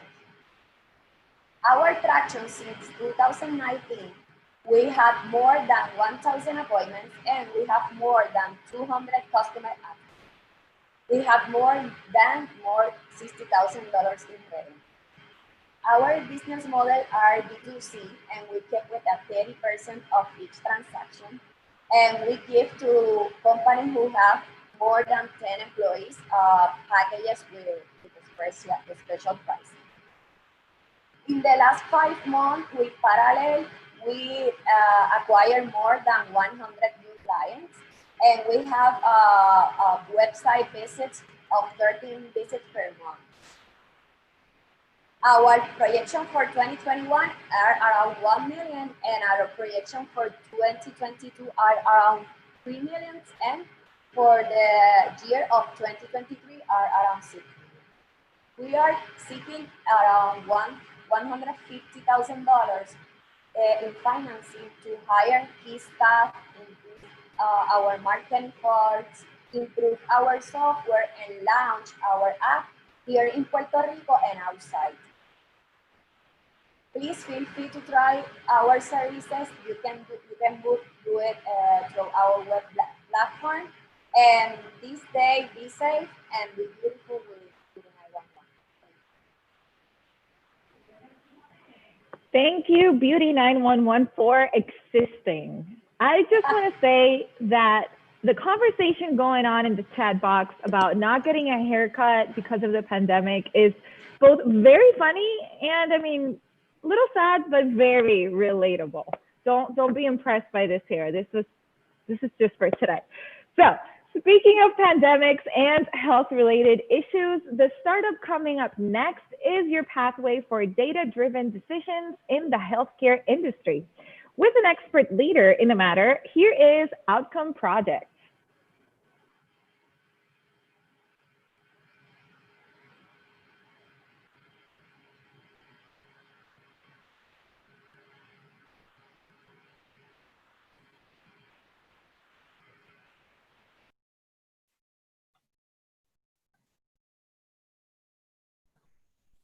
Decisions can be made in two ways: by what you think or perceive is the truth, what is called gut feeling, or by making data-driven decisions. That is especially important in the healthcare and public health space, where a single decision can affect the well-being of an entire population. To give you some perspective, I will provide a real story. Some time ago, I was invited to a very important meeting to discuss what was believed to be an epidemic of asthma death among children in Puerto Rico. In that meeting, the team discussed how human and economic resources could be allocated to address that threat. But something was missing. Nobody has provided a single data point that supported those claims. So I felt responsible and analyzed asthma death data. What I found was unexpected. Not that many children were dying from asthma, but people 55 years and older were dying 9 times more than the rest of the population. Due to that finding, the human and economic resources were reallocated to help those who need them the most. At that moment, I understood I was helping to save lives. Let's put the problem we are solving into context. Although a huge amount of health-related data exists today, turning it into information is far from easy. First, you need to gather the right data, which is most likely scattered all over the web. Then you will need to spend a considerable amount of time cleaning and structuring the data. After all that work, time, and resources invested, now you will need to perform the proper data analysis based on robust statistical methods. The result of this slow process limits the availability to have actionable information that can be used to identify needs, provide services, and prevent crises, causing unnecessary human and economic losses. With that aim of helping reduce the risk of uninformed decisions, I introduced Outcome Project, a data science company with the mission to enhance decision-making capabilities and improve outcomes by offering the most comprehensive platform with population-based metrics. Matrix to Metrics offers pre-cleaned and structured datasets, as well as elegant reports, plots, tables in an easy-to-use interactive application using the state-of-the-art statistical method to provide healthcare statistics at your fingertips. Outcome Project has been trusted by university, the government, nonprofit, and even international organizations. In addition, during the pandemic, we have worked side by side with some of these institutions to enhance the contact tracing capacity for the safety of our population. Outcome Project team is led by Nilsa Camareno. She has a master in social work administration and experience in evidence-based program. And myself, Jose Bartolome. I have a PhD in epidemiology, and I am an expert statistician and R programmer. The latest market research value the healthcare analytic industry to be a $50 billion market by 2024. Our customers are public health professionals. We are presenting to us for a $250,000 to enhance matrix to matrix by hiring data scientists and a sales representative. Sign up today to Matrix to Metrics, and let's make an informed future together. Thank you so much, Jose. And thank you for the entire Outcome Project. What you're doing definitely can save lives, and especially during this time. So definitely so important to treat data with love, and now more than ever. Moving forward, this next company was already making a name for itself as a video analytic platform for security and business intelligence purposes that made a smart adaptation during this pandemic. Here to tell you more about how they do it is Guardian Systems.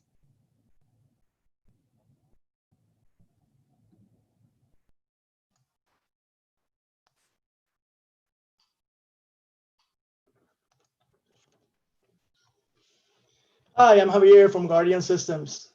The idea for our company started when I found out I was going to become a dad for the first time. I wanted to make sure I did everything I could to protect my new family. So before my son was born, I got a very expensive traditional alarm system and even signed for a 3-year contract. A few months after we brought him home, the alarm went off in the middle of the night.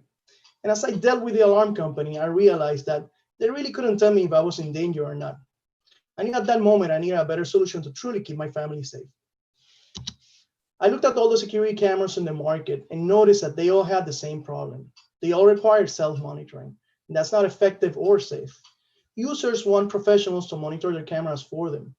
The problem is that it's too costly for sensors to do so, and there's so many camera models out there with no universal platform to connect them to. So we created monitormycamera.com, a site that connects any type of camera to a professional monitoring service provider.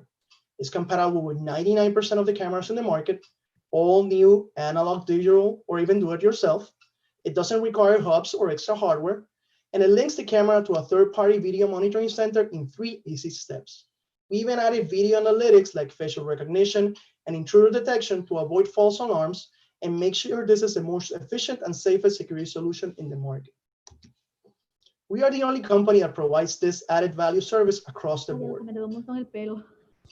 Think alarm.com, but for all cameras instead for outdated sensors. B2C users like homeowners and business owners can enhance their Ring, Arlo, Nest cameras to avoid self-monitoring, and B2B users like security integrators or monitoring centers can leave behind sensor-based services like ADT, Brinks, and even alarm.com, and offer a safer video monitoring alternative without investing in additional infrastructure or overhead. And at these affordable prices, we can be a real option for all types of users out there. Being safe is a primary concern for all. That's why the security market has always been on the rise. The need for video monitoring is quickly eroding the traditional alarm and do-it-yourself market. This creates a great opportunity for a company like ours, particularly in Latin America, where there's an estimated $26 billion a year in serviceable market. When we launched in late 2019, we immediately saw great adoption and market fit. We partnered with multinational telco companies and sold to their core clients. We were able to get over 200 paying customers, establish distribution agreement in 4 different markets, and validate the value to our customers by getting a 93% retention rate. And by initially focusing on B2B customers and creative sales partnerships, we were able to penetrate multiple markets and land recognizable key clients. We sold like crazy with exponential growth, but then the pandemic happened. When it started, we saw an opportunity to use our core technology to help. We developed a secondary product, a tool that helped businesses screen employees and visitors for fever and other COVID-19 symptoms before entering a site. In less than 3 months, we had a working product and we're selling dozens of units a week in different markets. It was a great decision that showed that our company could adapt and grow even in times when most companies struggle. Now we have a secondary product that creates value to our clients and an additional revenue source. We know we have a proven scalable solution that can help people feel and actually be safe. What we're looking to achieve is raise enough capital to expand our B2B sales teams, marketing efforts, and really accelerate our sales growth. An initial seed round of $250K would allow us to continue our expansion into multiple markets, focusing on Latin America. This team of seasoned professionals have been able to create a profitable and scalable solution in a growing industry, all with limited resources in a time of global economic turmoil. With the correct backing, we can continue our growth and help families like mine be truly safe. Thank you for listening. Awesome. Thank you, Javier. We are almost done. Time has literally flown, but don't go anywhere because soon you will get to pick your favorite startup for a chance to help them receive one of 3 awards. The link to vote will be shared on the comments of our Facebook and YouTube live comments once the event is about to wrap up.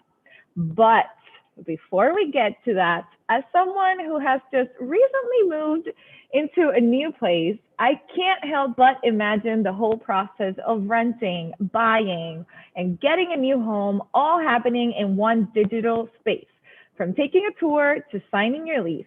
Well, this startup makes it as easy as that. Meet Homebase.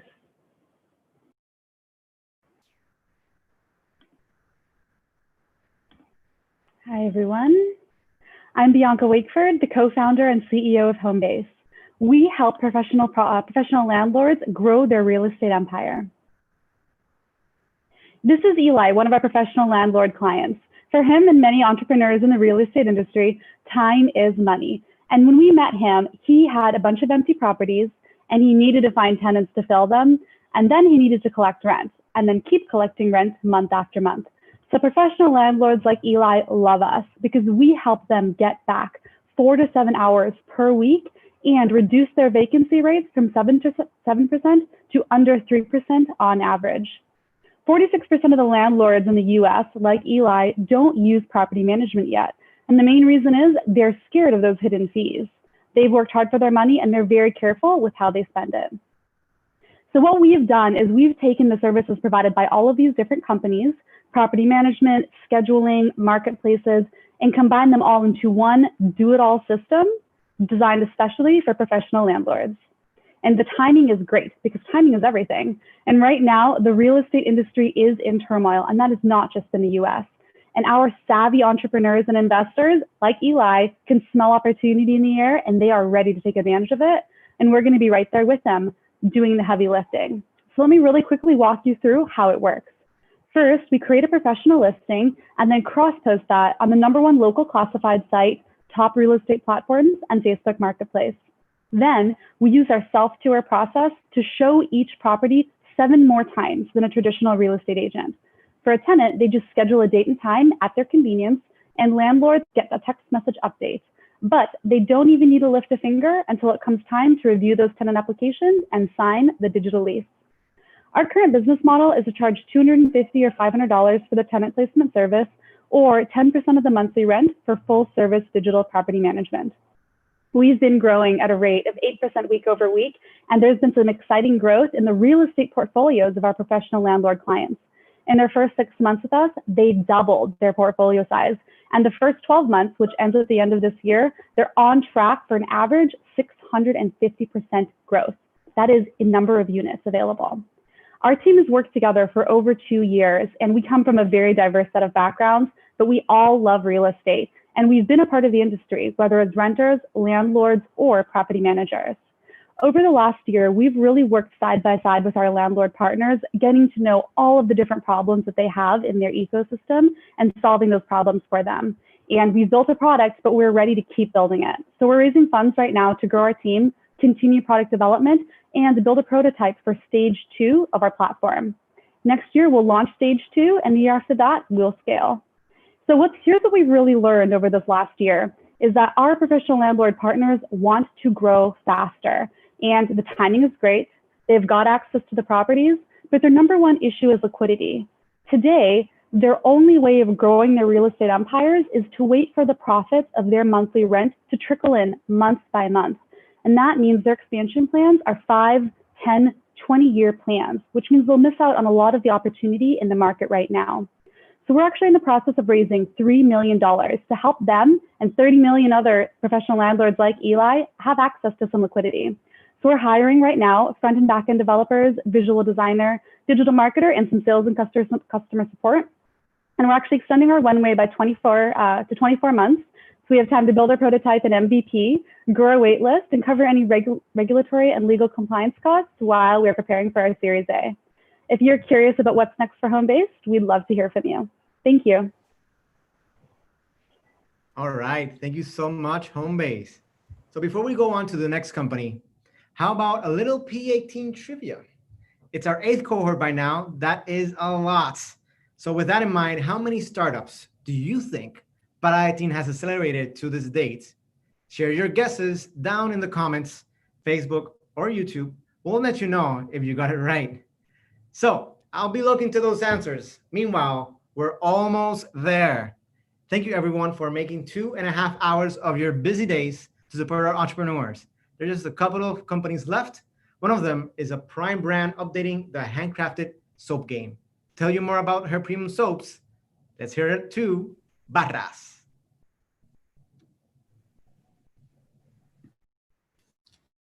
Hello, everyone.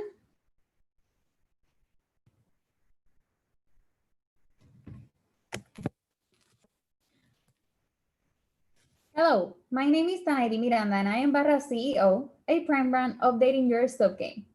We solve most of the commercial brands you're washing up with that are based on ingredients we can't even pronounce, detergents, and harsh chemicals that only cause skin irritation. Soap is not new. What is new is our prime recipes and our innovative way to get to people by giving them more than just soap, by giving them a trustworthy brand and the experience of a really good soap as fast and accessible as they need. Barras is the connection between a wow experience and premium soap in a leading brand standing up to local differentiation. We are pioneers in the ways of marketing our brand so that young people with curiosity but without the knowledge also put their interest and learn about natural and safe alternatives for their skin. Inspired the shops that distribute recognized brands, we see a great growth opportunity. Our local competitors have no clear idea of differentiation for their audience and market. Competitors never saw it coming. The potential in growing a strong brand with core values based in a product that has existed in our culture for so many years. We have a community that are young people are around 17 and 35. However, our product fits the needs of everyone in the family. Usually, when we hear handcrafted, we click with a small table in a local market. That's how it all started, but we have revolutionized the soap market. I started this business making only 20 soaps per batch, growing into 200 a day. And when I thought that was it, we became a factory making 2,000 soaps bar in a day. We've gained momentum by increasing our operations capacity, being capable of fulfill the demand of over 1,500 orders in a month. Barra scaled through fixed prices with a 78% profit margins. Our main revenue channel is our online store. Since COVID, Barras has evolved and incorporated services to grow our reach with delivery all over Puerto Rico. And to catch more attention from the US prospects, we have our fulfillment center working to send the orders as fast as one Labor Day. I want to present you with the real numbers. We have here a clear in-growth company with growth increases over 300% in a year. In spite of the earthquakes and the COVID, Barras has found a way through the crisis and scaled significantly. For Barras, reaching up these numbers in less than a year, and what a year, are the confirmation that we have the perfect product hand in hand with the correct marketing formula to become 100% Puerto Rican company outside Puerto Rico. Team Barras is the best team to lead this startup. All of us put together a very committed team that works with the intention to keep developing the handcrafted soap market in Puerto Rico. This is me, the dreamer behind the brand. I'm a 24-year-old entrepreneur that works to grow a business that leaves a legacy. Barras went from a market table to a company. And I'll keep the hustle for Barras to become known in the US, have presence in retail markets, and to be recognized in Puerto Rico, not only for having a good product and branding, but also for growing a company that offers jobs and a happy work environment. Thank you for your time. You can use your code DemoDay today. Don't forget, bubbles. Awesome. Thank you, Tanairi. If only you could smell her soaps through your screen. Now, for those of you wondering how many startups we have actually accelerated to this day, that's 198. How many of you got it right? I don't know. We'll find out later. So that is definitely amazing. And obviously, it's without counting our beloved pre-18ers, which will take that number up to more than 200.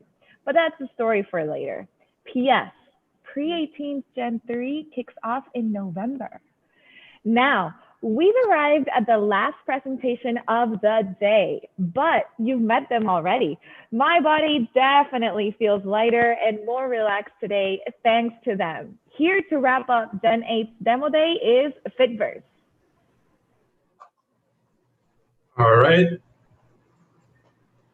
Let's do this.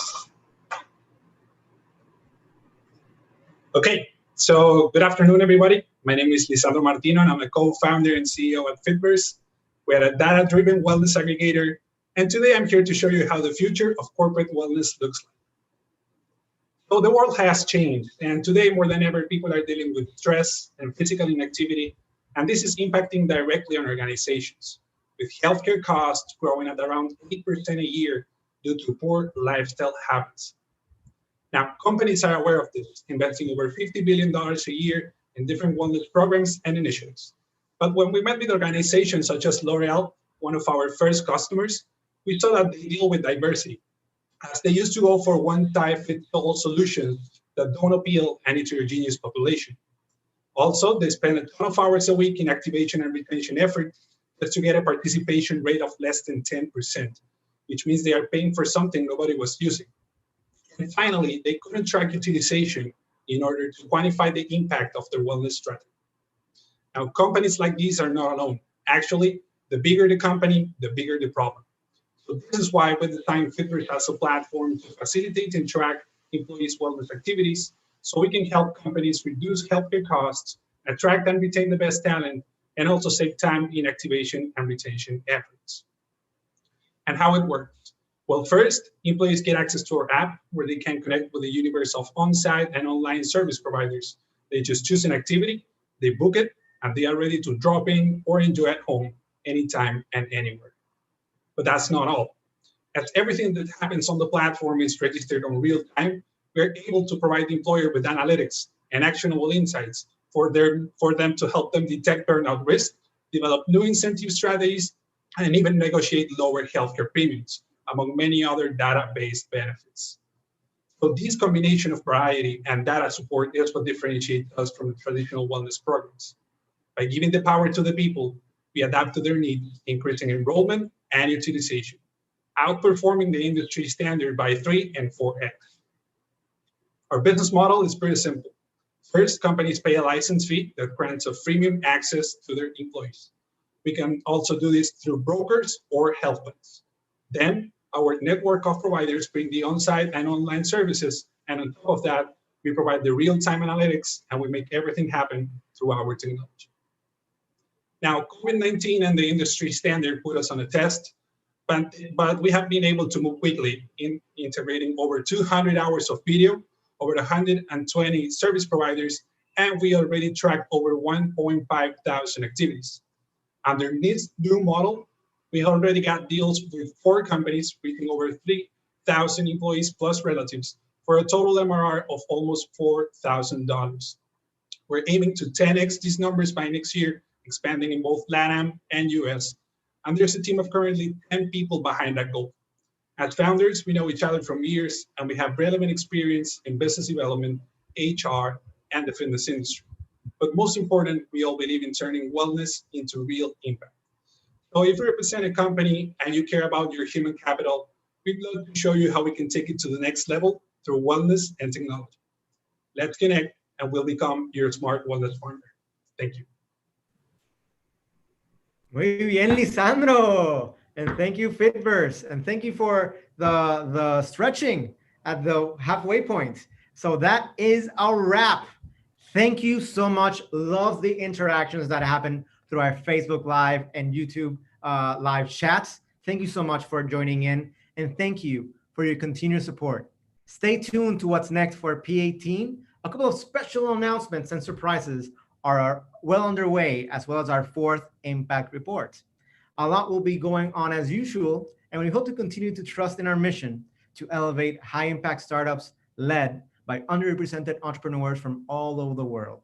While that happens, remember to vote for your favorite startup to choose the People's Love Award. First place gets $2,000 grant. Second and third place get $1,000. So scan that QR code and vote for your favorite. Start voting now. You have until 4 p.m. today to cast your vote.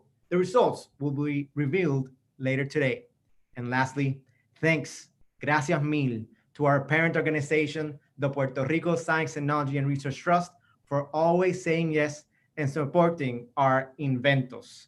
And thanks to sponsors like Adonet for always giving back to the local ecosystem. Remember to check out our Gen.8 startups and continue supporting their ventures as they grow. So again, those business partners that we have, corporate partners and investors, remember they can also reach out to us to connect you with those Gen.8 startups. Now, let's take out your phone and take a selfie so we can save it for your social media. Remember to use the hashtag P18 startups. Thanks a lot for joining us. See you next time. Bye-bye. Thank you. Great. startups, don't go away because I want to take our picture. Samuel, quita el live de ahí ya. Thank you. Sí.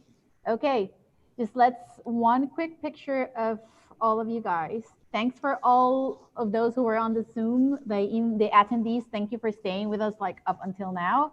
And I want all our panelists, which are the only ones that have the permission to turn the camera on.